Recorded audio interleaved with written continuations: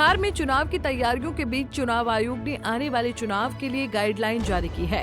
चुनाव आयोग की जारी की गई गाइडलाइन के मुताबिक अब यहाँ चुनाव के लिए आने वाले दिनों में कई नए नियम दिखेंगे।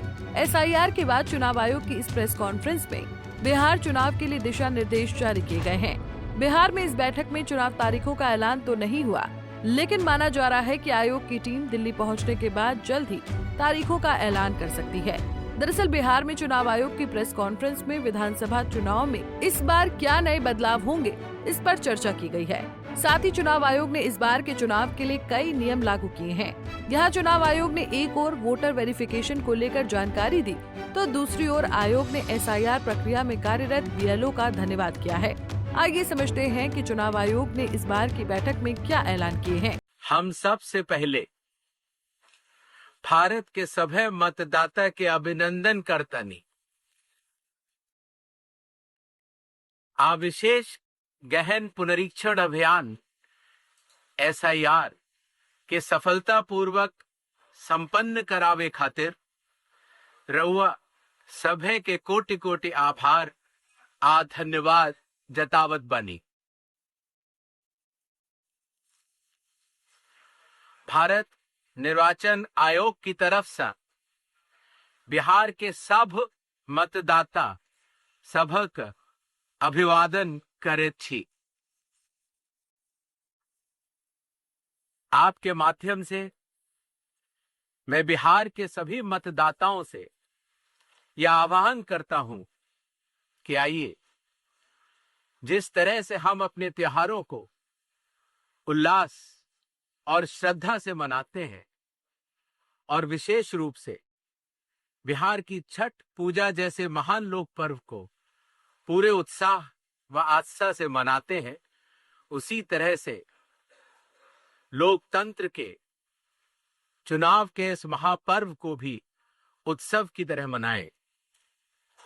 अपनी भागीदारी सुनिश्चित करें, जिम्मेदारी निभाएं और मतदान अवश्य करें।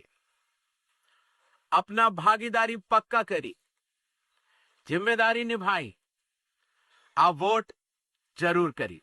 CEC ने किन बातों पर दिया जोर?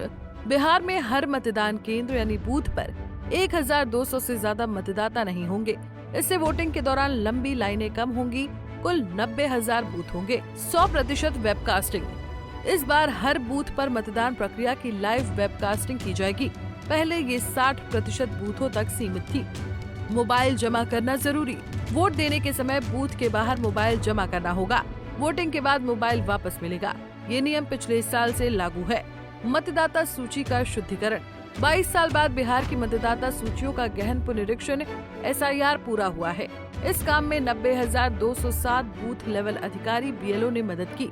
वोटर कार्ड में बदलाव। विवाह के बाद नाम बदलने या पता बदलने वाले महिलाओं के लिए नए वोटर कार्ड जारी होंगे। आपराधिक रिकॉर्ड वाले उम्मीदवार। जो बड़े अपराध में दोषी हैं, वो चुनाव नहीं लड़ सकते। छोटे अपराध वाले चुनाव लड़ सकते हैं। चुनाव आयोग इसकी पात्रता तय करता है। नाम काटने की लिस्ट। जिन मतदाताओं के नाम काटे गए हैं, उनकी सूची DM स्तर पर सभी राजनीतिक पार्टियों को दी गई है।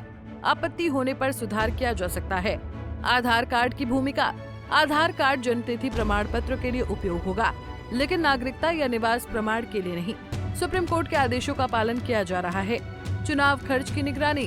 हर जिले में उम्मीदवारों के चुनाव खर्च की निगरानी के लिए एक्सपेंडिचर ऑब्जर्वर नियुक्त किए गए हैं। मतदाताओं से अपील।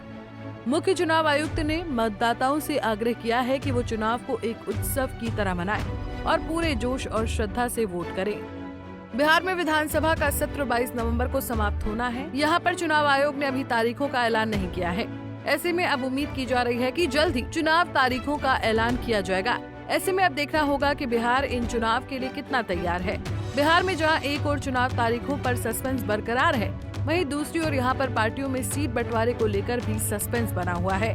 ऐसे में जहां उम्मीद की जा रही है कि राजनीतिक दल जल्द ही सीटों पर उम्मीदवारों का ऐलान करेंगे, लेकिन राजनीतिक पार्टियों में जो पेच फंसा हुआ है वो जीत वाली सीटों पर है।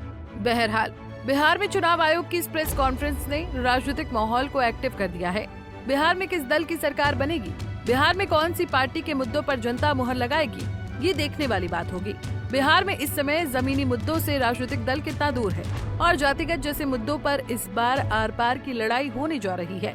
ये चुनाव बिहार के भविष्य को तय करेंगे। फिलहाल के लिए इस खबर में इतना ही। देश और दुनिया की बड़ी खबरों के लिए देखते रहिए पंजाब केसरी टीवी। हमसे जुड़े रहने के लिए हमारे YouTube चैनल को सब्सक्राइब करें और नई वीडियो की नोटिफिकेशन के लिए बेल आइकॉन को दबाएं।